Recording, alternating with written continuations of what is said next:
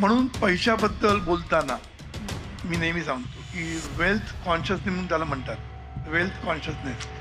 म्हणजे पैशाला शिवाय देता कामा नाही कधीच. बऱ्याच जणांची सवय अशी असते दुसऱ्याला खाली खेचण्याची किंवा सतत टोचून बोलण्याची, आणि मग समोरची व्यक्ती खरं तर खूप चांगली असते, म्हणजे कधीतरी ती दुसऱ्याने कसं घ्यावं, म्हणजे असं कोणी जर समोर आपल्याला म्हटलं तर ती टोचणी आपण खरंच घ्यावी. यश, कीर्ती, पैसा आणि सोबत समाधान, हे सगळं काही हवं आहे. मग स्वतःमध्ये कुठले बदल करणं यासाठी अपरिहार्य आहे हे सगळं प्राप्त करून घेण्यासाठी? विचार मोठे करा, आणि ते नुसते विचार मोठे करून चालणार नाही, त्याला प्रयत्नाची जोड द्या, वा वा, विश्वासाची जोड द्या, तरच तुम्ही पुढे जाऊ शकता. पैसा पाहिजे असेल, यश पाहिजे असेल तर यशाचे विचार केले पाहिजे. हो, आपण काय करतो, यश पाहिजे, अपयशाचे विचार करतो. हा मोठा मुद्दा आहे.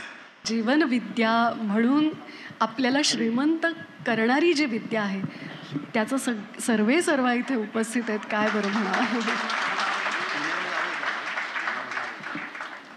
कधी कधी काही संवादांसाठी कसलीच गरज नसते. हे हृदयीचं ते हृदयी होण्यासाठी डोळे बंद केले तरी पोहोचत असतो, पण काही आवाज किंवा काही संवाद ऐकण्यासाठी आपलं हृदय आतुर झालेलं असतं. उत्सुकता वाढतेय, माझी वाढतेय. दादा, आधी सगळ्यांच्या वतीनं, इथल्या प्रत्येक उपस्थिताच्या वतीनं मी तुम्हाला आदरपूर्वक वंदन करते. आणि खरंच माझं खूप मोठं भाग्य आहे की आज तुमच्याबरोबर या सगळ्यांच्या मनातल्या प्रश्नांच्या माध्यमातून मला संवाद साधता येणार आहे. आणि मी हा नुसता संवाद म्हणत नाही बरं का, हा सुखसंवाद म्हणते, कारण तो सुखाचा असणार आहे, आनंदाच्या मार्गावरती आपल्याला अत्युच्च पातळीवरती घेऊन जाणार आहे. दादा, आजचं हे जे जग आहे ते चमत्काराला नमस्कार करणार आहे. सगळं असं इन्स्टंट, क्विक, फास्ट फूड, सगळं असं एका क्षणात आम्हाला मिळायला हवं असं प्रत्येकालाच वाटत असतं. मला असं म्हणायचं की आध्यात्मिक दृष्टीनं विचार करताना जीवन विद्या मिशन ह्याला काय उत्तर देतं? चमत्कार तिथे नमस्कार असं तुम्ही म्हणताय. सद्गुरू म्हणतायत की चमत्कार तिथे कोपरापासून नमस्कार. म्हणजे काय की चमत्काराला भुलू नका. सद्गुरूंना म्हणायचं की बहुतेक चमत्कार जे असतात ते सगळे हात चलाकीचे जास्त असतात. म्हणजे जे साधारण बुवा बाबा जे असतात, साधारण म्हणतो, म्हणजे ज्यांना अध्यात्माचा गंध नसतो, पण ते चमत्काराच्या जीवावरच आपला संप्रदाय वाढवायचा प्रयत्न करतात. तर हे सगळे लोक चमत्काराने लोकांना भुलवतात, आणि शेवटी लोकांना काही करायचे नसतं. लोकांना तुम्ही बोलले फास्ट फूडचा जमाना आहे. म्हणजे काय, लोकांना सगळं फास्ट पाहिजे. तुम्ही सांगितलं साधना करा, प्रार्थना म्हणा, म्हटलं तर कोण म्हणणार नाही. ते म्हणा तुम्ही आमच्या डोक्यावर हात ठेवा आणि आम्हाला सगळं काम होऊन जाऊ दे, किंवा आम्ही तुमच्याकडे काही मागू, तुम्ही हो म्हटलं की आमचं काम होऊन जाऊ दे. इतकं सगळ्या लोकांची इच्छा असते. त्यामुळे काय होतं की चमत्काराला भुलून ते अशा बुवाबावांच्या मागे लागतात, आणि शेवटी हातात काय पडत नाही, कारण असे चमत्कार होत नसतात.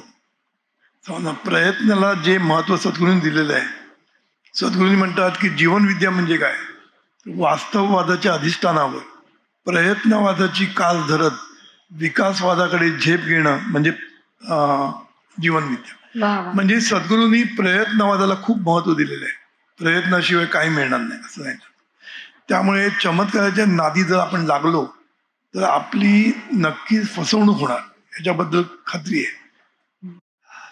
असं जर शक्य असतं की डोक्याला हात ठेवून किंवा काही चमत्कार करून लोकांचे जर प्रॉब्लेम सॉल्व्ह करता आले असते तर आज जगामध्ये समस्या राहिल्या नसतात.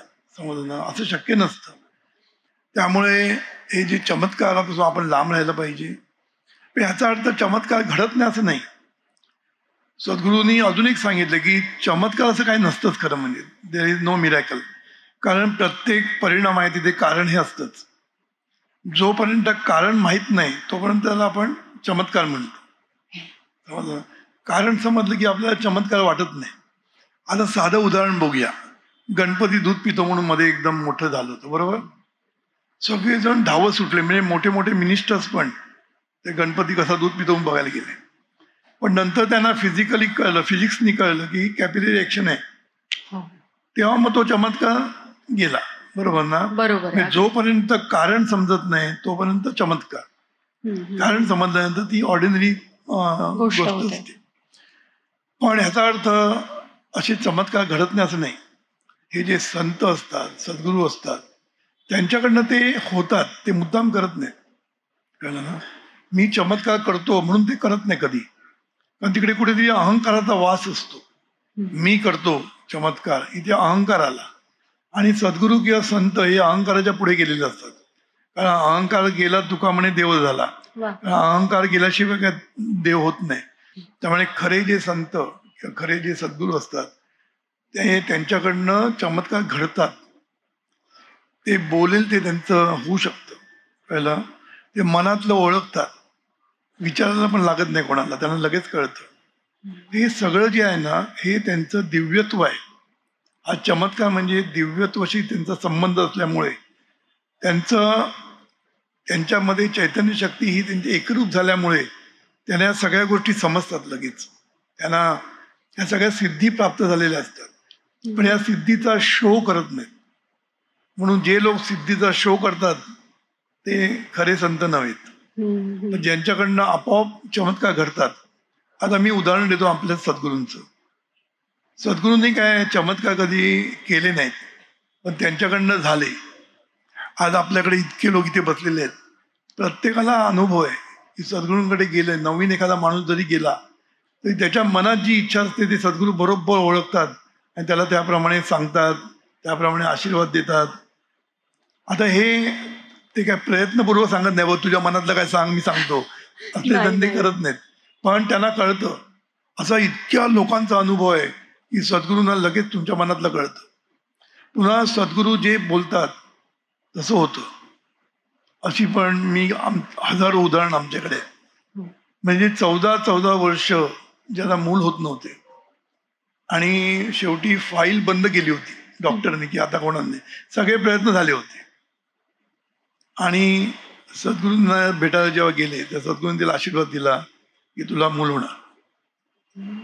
बघा, आता तिच्या मनात कसं होईल, तिला नाही तर तू प्रार्थना म्हण, होणार तुला. आणि नंतर तिला मूल झालं.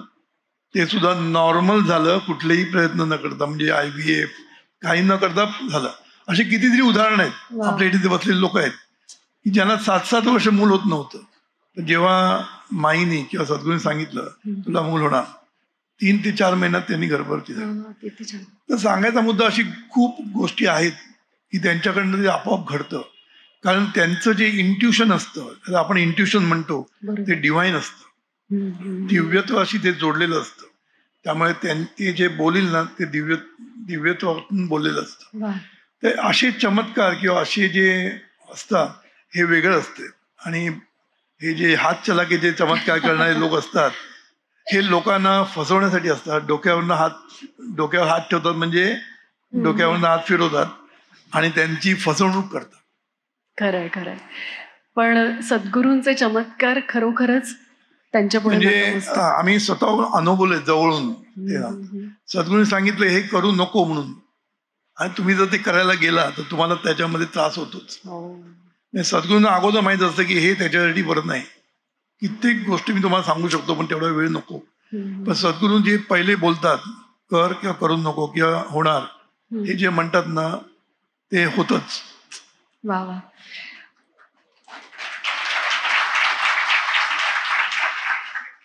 मगाशी बोलता बोलता सिद्धी हा विषय असा स्पर्श करून गेला.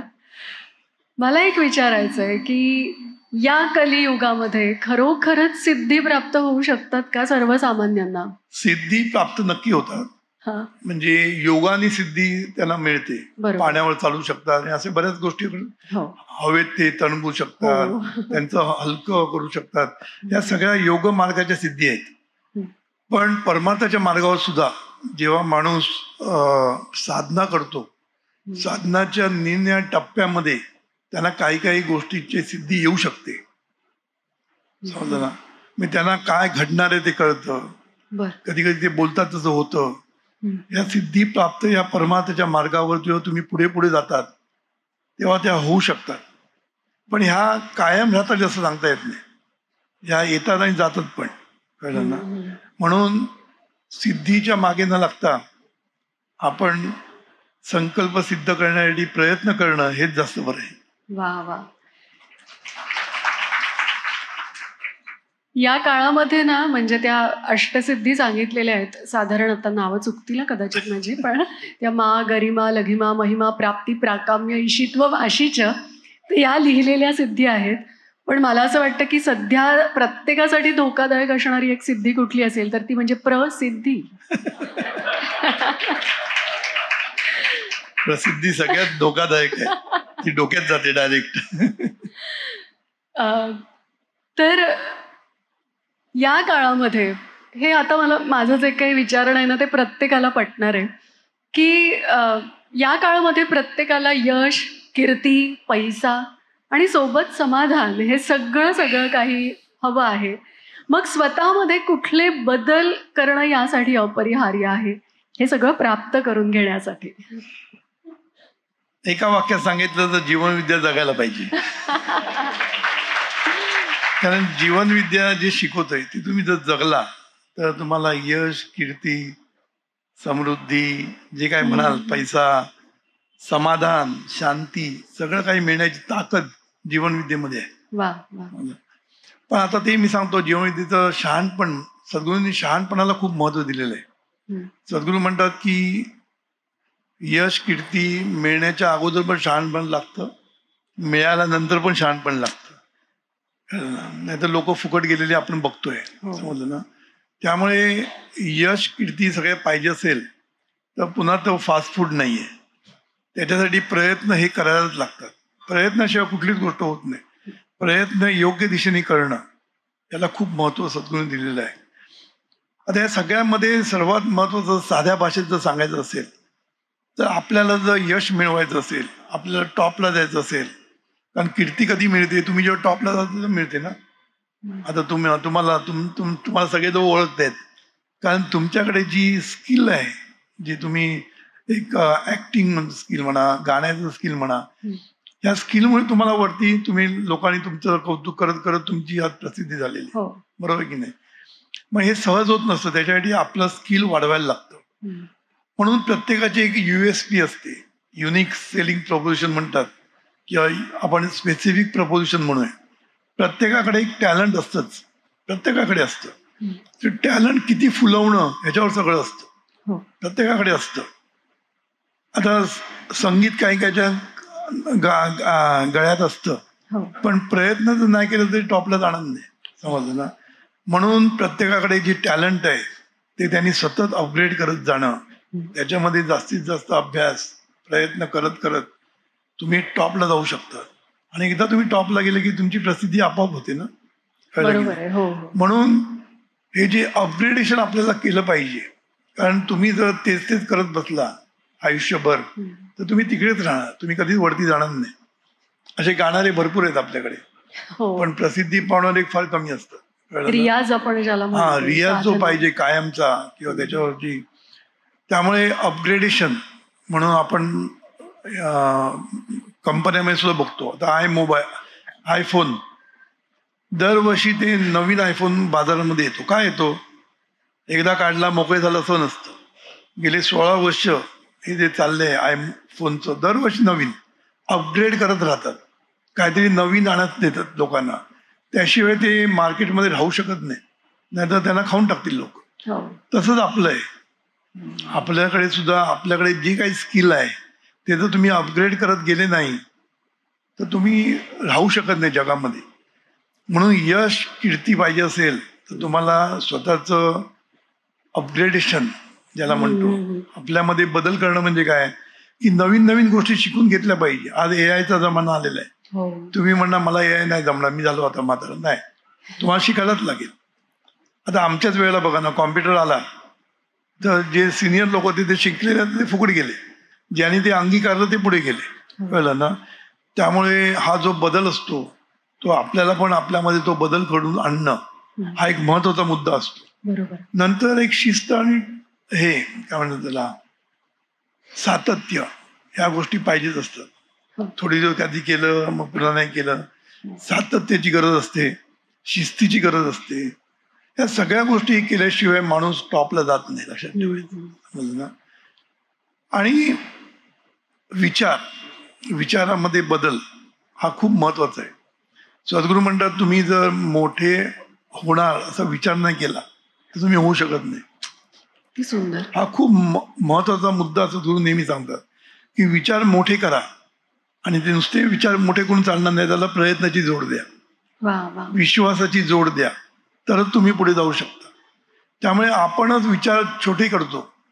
आता आपले मराठी माणसं बघा, मला काही नाही मिळालं तर हरकत नाही, पण मला एक समाधान मिळालं तर खूप झालं. मग काय म्हणतो आपण, काही नाही मिळालं तर चालतं, तर काही नाही मिळत. हो. मुलीला नवरा शोधताना तो गरीब असला तरी चालेल, पण तो व्यसन त्याला असता कामा नये, स्वभावाने चांगला असला पाहिजे, त्याच्याकडे पैसा कमी असला तरी चालेल, मग पैसा कमीच मिळतो यांना. म्हणून पैशाबद्दल बोलताना मी नेहमी सांगतो की वेल्थ कॉन्शियसनेस म्हणून त्याला म्हणतात. वेल्थ कॉन्शियसनेस म्हणजे पैशाला शिव्या देता कामा नये कधीच. पैसा वाईट, पैशामुळे मुलं फुकट जातात, पैशामुळे नको ते हे होतात वगैरे बोलणं आहे ना, खरं पैशामुळे काहीच होत नाही. पैशामुळे मुलं फुकट जात नाही, तुम्ही मुलांना नीट सांभाळत नाही म्हणून ते फुकट जातात. मुलांकडे तुमचं लक्ष नाही म्हणून ते फुकट जात आहेत. आपण पैशाला दोष देतो, पैशाला काळा पैसा म्हणतो. पैसा काळा आणि गोरा काहीच नसतो, आपण काळे किंवा गोरे असतो, हे लक्षात ठेवायचं. इथे काळे बसलेत आणि गोरे पण बसले असतील. तर सांगायचा मुद्दा काय आहे, पैसा काळा किंवा गोरा नसतो, माणसं काळे किंवा गोरे असतात. समजलं ना? म्हणून पैशाला श्रीमंत माणसांना दोष देणं, हा श्रीमंत आहे ना यांनी बहुतेक वाईट मार्गाने पैसा मिळवला असणार. आपण पैशाला दोष द्यायचा नाही. आपण पैशाला दोष देत गेला तर पैसा आपल्याकडे कधीच येणार नाही. बरोबर. समजलं ना? म्हणून पैसा आपल्याकडे जर अट्रॅक्ट करायचा असेल, हल्लीच्या भाषेत त्याला अट्रॅक्शन म्हणतात, लॉ ऑफ अट्रॅक्शन. म्हणजे काय, तुम्हाला जे काही अट्रॅक्ट करायचं असेल त्याला तुम्ही रिस्पेक्ट करता आला पाहिजे तुम्हाला. म्हणून पैशाला रिस्पेक्ट करायला पाहिजे. म्हणून जे पैसे कमवतात भरपूर आणि वाटेल तसे फुकट घालवतात, वेड्यासारखे म्हणजे उडून लावतात, ते रिस्पेक्ट देत नाही पैशाला, मग त्यांच्याकडे पैसा राहत नाही. मग समजलं ना? आणि काही लोक एवढे चिकूपणे वागतात की जो पैसा मिळवतात तो वापरतच नाहीत, फक्त जपून ठेवतात. माझ्याकडे एक माझा मित्र होता, तो रोज आपले शेअर्स मोजायचा. किती शेअर्स, आणि ते वापरलं, एवढे कमवतोय ते जर वापरलंच नाही तुझी मजा कशी येणार आयुष्यामध्ये. म्हणून दोन्हीकडे कुठेतरी बॅलन्स पाहिजे. जीवनविद्या आपल्याला बॅलन्स शिकवते. म्हणजे उगीच वेस्ट करू नको, इन्व्हेस्ट कर आणि चांगल्या कामासाठी वापर. बरोबर की नाही? त्यामुळे पैसा पाहिजे असेल, यश पाहिजे असेल तर यशाचे विचार केले पाहिजे. आपण काय करतो, यश पाहिजे, अपयशाचे विचार करतो. हा मोठा मुद्दा आहे. सद्गुरूंनी एकीकडे म्हटलंय, योगाचे विचार करा तर योगी व्हाल, रोगाचे विचार केला तर रोगी व्हाल. नको. आपण रोगाचे आणि ह्याचेच विचार करतो. निगेटिव्ह विचार आपल्याला करायला खूप आवडतं.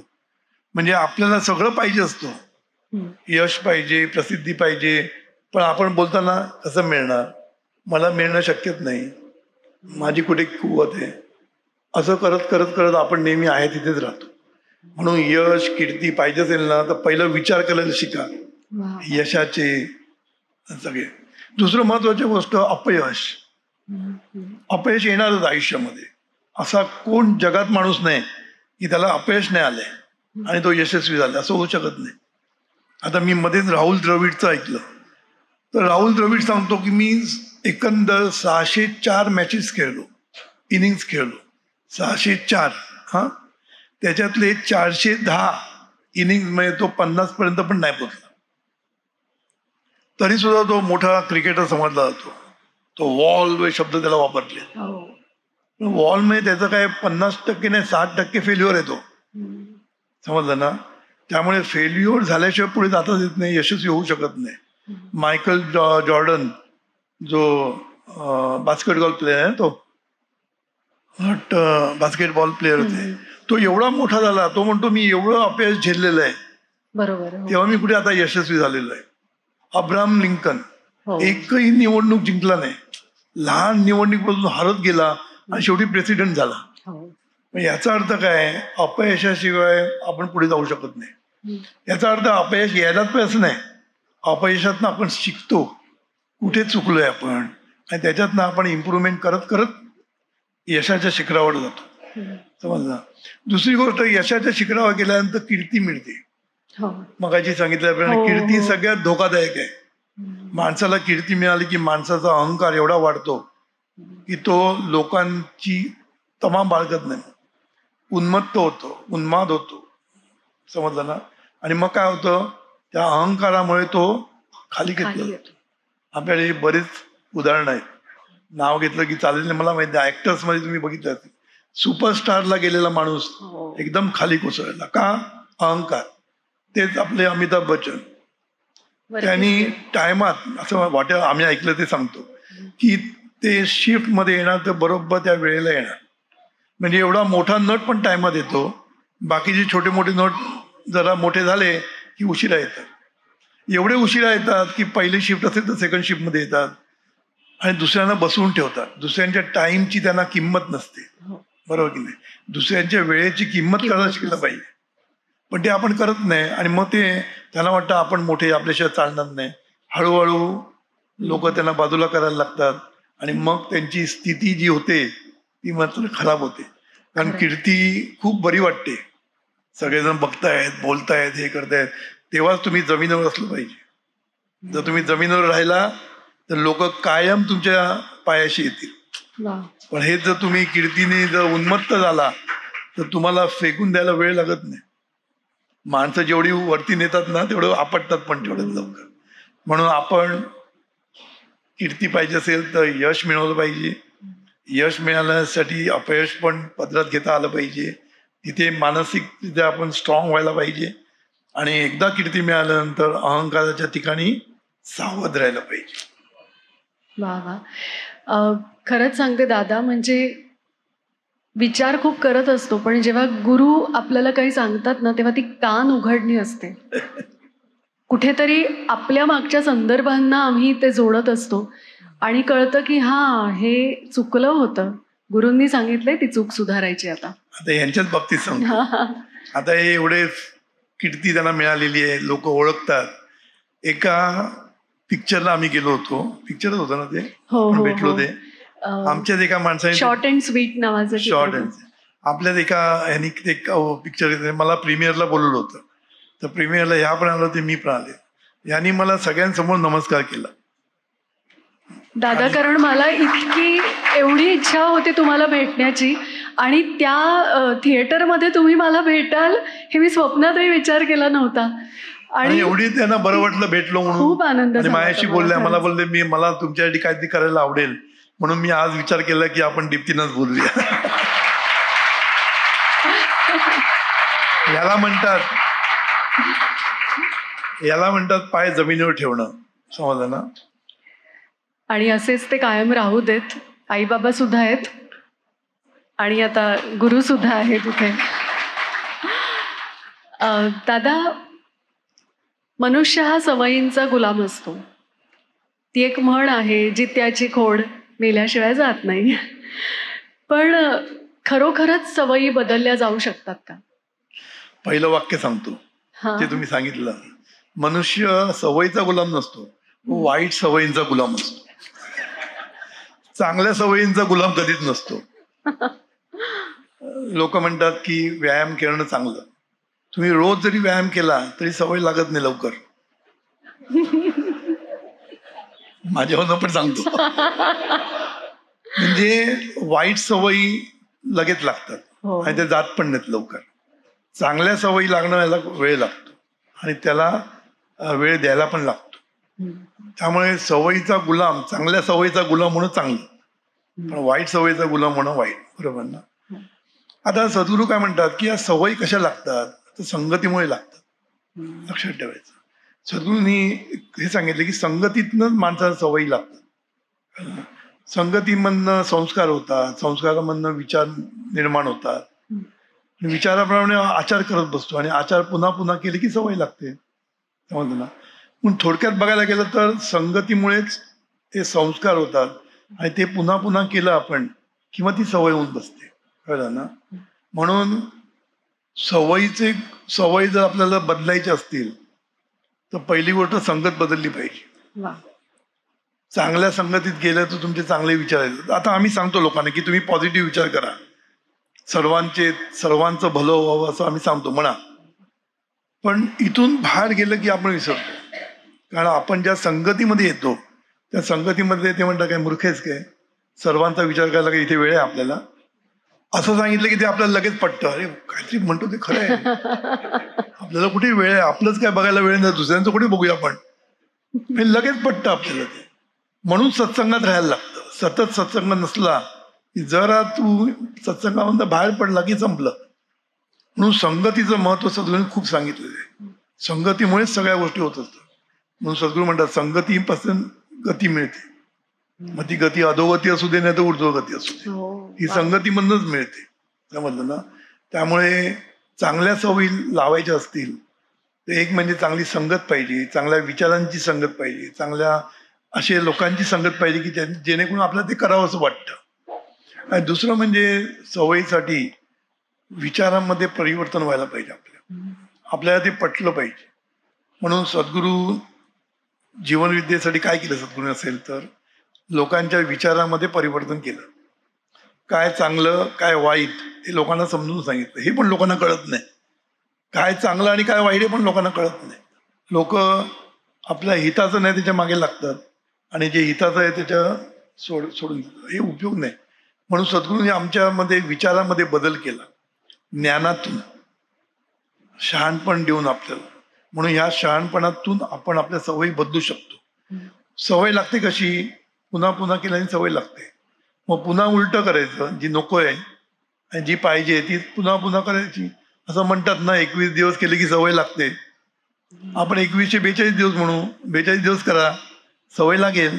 म्हणून सवय चेंज केली पाहिजे हे पहिल्यांदा पटलं पाहिजे, आपल्याला पटलं पाहिजे.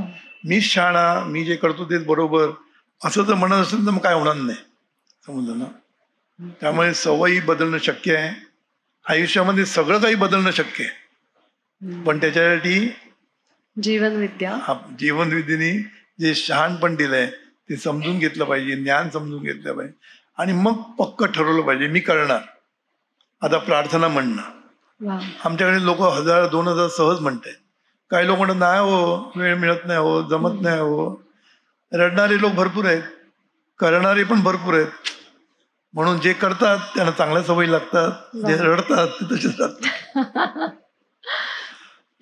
या सगळ्यामध्ये ना दादा, आता खरं तर या विषयाच्या अनुषंगानेच असं वाटतं की बऱ्याच जणांची सवय अशी असते दुसऱ्याला खाली खेचण्याची किंवा सतत टोचून बोलण्याची. आणि मग समोरची व्यक्ती खरं तर खूप चांगली असते, म्हणजे कधीतरी ती खूप छान प्रसन्न असते, हसतमुख असते, पण असं काहीतरी बोलायचं की अगं तू अशी का दिसतेस म्हटल्यानंतर ती अरे बापरे असं का, म्हणजे खरंच मी काही, माझ्यात काही असं वाईट आहे का. तर हे दुसऱ्याने कसं घ्यावं, म्हणजे असं कोणी जर समोर आपल्याला म्हटलं तर ती टोचणी आपण खरंच घ्यावी. पण तू आज खूप छान दिसते एवढं नक्की.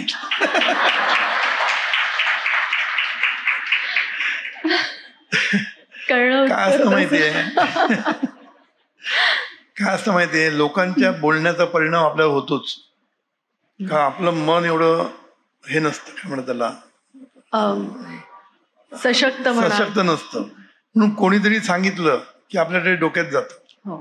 समजलं ना? म्हणून आपण लोकांचं किती ऐकायचं हे ठरवलं पाहिजे. म्हणून अवॉइड करायची अशी माणसं. मला ते अवॉइड करणं शक्य नसेल तर आपण ते सोडून द्यावं. कारण आपल्याला हा स्वभाव माहिती आहे मनुष्याचा स्वभावच आहे ना, दुसऱ्यांचं चांगलं झालेलं पाहवत नाही. दुसऱ्यांना खाली खेचण्यामध्ये लोक एक नंबर असतात. अशा माणसापासून दूर तरी राहावं. किंवा अशा माणसासाठी आम्ही नवीन सांगितलेलं आहे, अशा माणसांना आपण मनापासून शुभचिंतन करायचं. त्याच्यासाठी आम्ही 4 वाक्य सांगतो. देवा यांचं भलं कर, देवाचं कल्याण कर, देवाचा संसार सुखाचा कर, देवाची भरभराट होते. असं सांगितलं. लोक म्हणतात एवढ्या वाईट माणसाची भरभराट काय सांगता तुम्ही आम्हाला, करून बघा ना. निदान तर तुम्हाला तरी त्रास देणार नाही येऊन, हो की नाही, काहीतरी चांगलं होईल ना ते. आणि मुख्य म्हणजे आपल्याला चांगलं वाटेल ना. खरं आता तुम्हाला कोणी येऊन सांगितलं काहीतरी वाईट, तर आपण देवाचं भलं कर म्हणायचं, सोडून द्यायचं तिकडलं तिकडे. म्हणजे महाभारतामध्ये माहिती आहे तुम्हाला, असं शस्त्र यायची, पिक्चर मध्ये दाखवली होती ना, यांचं शस्त्र आलं की हा खाली पडायचं जायचं.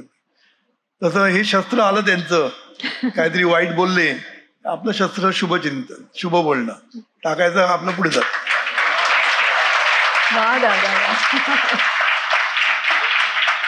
पण मनावर परिणाम होतो, म्हणून ज्योतिषाच्या मागे लागू नये, मी ते सांगतो. बरोबर. ज्योतिषाचं खरं खोटं ते आपण बाजूला ठेवू, पण ज्योतिष जेव्हा सांगतो ते डोक्यात बसतच. कारण काय, तो पहिल्यांदा सांगतो माझी किती खरी झाली, खोटी झाली तो सांगत नाही कधीच. मी कसं सांगितलं याला, बरोबर तो निवडून आला, पुढल्याला तो पडला तर हा सांगत नाही येऊन. सांगायचं मतलब की ज्योतिष आपण जेव्हा विचारतो ना, तेव्हा हात दाखवून आपण त्रास करून घेतो जीवाला. तुम्हाला मी सांगतो, मी कधी ज्योतिषाच्या मागे लागत नाही, पण पेपरामध्ये कधीतरी येतं ना असं, हो आजचं भविष्य, ते पण मी बघत नाही. मग कधीतरी चुकून लक्ष जातं. एक दिवस मला चुकून लक्ष गेलं की वाहनापासून अपघात. आता रोज मी गाडी ड्रायव्हिंग करून ऑफिसला जातो, तर त्या दिवशी मी जास्त कॉशियस, अपघात होऊ नये, अपघात होऊ नये. म्हणजे किती तुम्ही म्हटलं माझं मन स्ट्रॉंग आहे, तरी कोणीतरी येऊन तुमच्या कानावर काहीतरी सांगितलं तर त्याचा परिणाम होतोच. म्हणून अशा माणसापासून सावध राहायचं, अशा माणसांना दूर ठेवायचा प्रयत्न करायचा, आणि आलाच जवळ तर त्याला आपलं शस्त्र वापरायचं, देवाचं भलं कर. हे शस्त्र फार आवडलंय. हे तुम्हाला खूप फायदा होईल याचा. तुमच्याकडे ही जास्त परिस्थिती वाईट आहे, कोणी जरा वरती गेलं की खेचायचं कसं, हे चालू असतं, सगळीकडे चालू असतं. त्यामुळे फिल्म इंडस्ट्री म्हणा किंवा ही, की त्याला काय हे नाहीये. त्यामुळे तिथे तुम्ही प्रत्येकाचं भलं कर म्हणत राहिला तर तुम्हाला सगळीकडनं कॉपरेशन चांगलं मिळेल, आणि तुम्ही यशाच्या शिखरावर जाल, आणि असेच तुम्ही जावं अशी आमची इच्छा आहे. छानच हा संवादाचा प्रवास सुरू आहे. नाती हा शब्द, मला असं वाटतं की शब्द नाही आहे, ते जगणं आहे. पण तरी नाती म्हणजे ना ती जी नाही ती, पण आपण किती खरी मानत असतो. बहिणाबाईंनी तर एक फार सुंदर ओवीही सांगितली आहे, अरे तोडता जोडलं त्याले नात म्हणूनही, ज्याच्यातून पडे पिठी त्याले जात म्हणूनही. तर हे संगीताचं नातं आहे म्हणून आपलं ओघात. पण आजकाल मात्र वाईट वाटतं या गोष्टीचं की नाती हा शब्द फारच वरवरचा झालाय. म्हणजे इतका वरवरचा आहे की नाटकांचे विषय सुद्धा आपण बघितले किंवा शीर्षकं बघितली, वरवरचे वधूवर हीच नाटकं आता येत आहेत. इतकं सगळं वरवर झालंय, खोलवर काहीच नाहीये. हे वरवर होणं कितपत घातक असू शकतं, आणि नात्यांमधला प्रेम, नात्यातलं प्रेम, जिव्हाळा, आपुलकी ही कायमस्वरूपी राहावी, ते कसं टिकावं? खूप खतरनाक प्रश्न आहे. कारण नाती म्हटलं की गोत्यात आणणारी ती नाती, नाती गोती म्हणतो ना आपण, ती गोत्यात आणतातच नाती. त्यामुळे नात्यामध्ये जे तुम्ही म्हटलं की प्रेम आणि जिव्हाळा जो आहे ना, तो नात्याचा खरं म्हणजे आत्मा आहे. तोच जर नसेल तर ती नाती वरवरचीच असणार. समजलं. आज काय झालं माहितीये, लग्न ही एक मजाकच झालेला आहे, तो म्हणजे विनोद झालेला आहे लग्न. म्हणजे मला लग्नच करायचं नाही, काही मुली म्हणतात मी लग्न कशाला करू, लग्न न करता सुद्धा आम्ही फ्रेंड्स म्हणून राहू, ते काय काय जस्ट फ्रेंड्स वगैरे. म्हणजे लग्न ही गोष्ट आहे ना, समजलेलीच नाही कोणाला. विवाह बंधन म्हणतात त्याला, विवाह बंधन. खरं ते बंधन नसतं, ते प्रेमाचं बंधन असतं. एकमेकांना आधार लागतोच. ही लग्न संस्था का निर्माण झाली?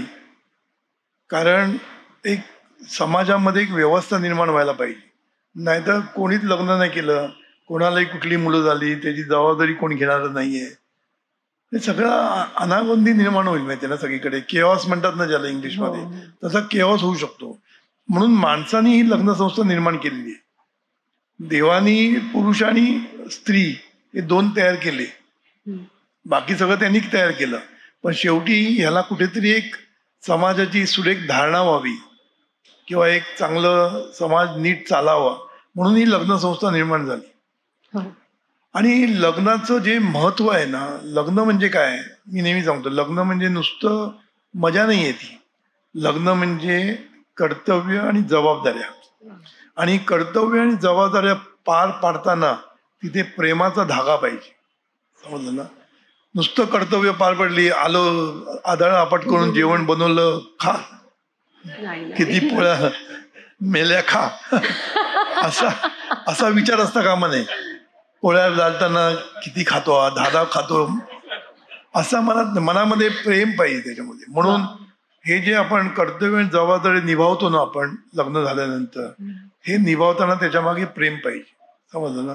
आणि प्रत्येकाने जर कर्तव्य जबाबदारी वाटून घेतल्या तर लग्न संस्था म्हणजे खरीच चांगली आहे. कारण शेवटी काय माहितीये, जसं तरुण असतो ना माणूस, तेव्हा तो सशक्त असतो, त्याला कोणाची भीती नसते, त्याच्याकडे तो बिंदास असतो. मी लात मारीन तिथे पाणी काढीन, बरोबर ना.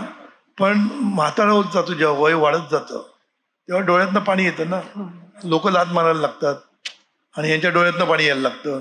कारण तुम्ही एकटं राहणं हे उपयोगी नसतं. बाईला म्हणा किंवा पुरुषाला म्हणा, बाईला तर आणखी नसतं. एकटं राहिलं की तुम्हाला एकटं आधार नसतो कोणाचा. कारण आई वडील किती दिवस आधार देणार, भाऊ आपल्या कुटुंबामध्ये रमलेला असतो. जेव्हा तुम्ही एकटे राहतात तेव्हा तुम्हाला मग आधार मिळत नसतो. त्यामुळे कुटुंब संस्था किंवा लग्न जे आहे ना, हे खरं खूप पवित्र असं बंधन आहे, पवित्र बंधन आहे. पण ते बंधन नीट पाळता आलं पाहिजे, कळलं ना. आपल्याकडे काय होतं माहितीये, मजा म्हणून लग्नाला खर्च करतात, कोट्यानी खर्च करतात लग्नाला, आणि 6 महिन्यात ते दोघे जण भांडायला सुरुवात करतात, कळलं ना.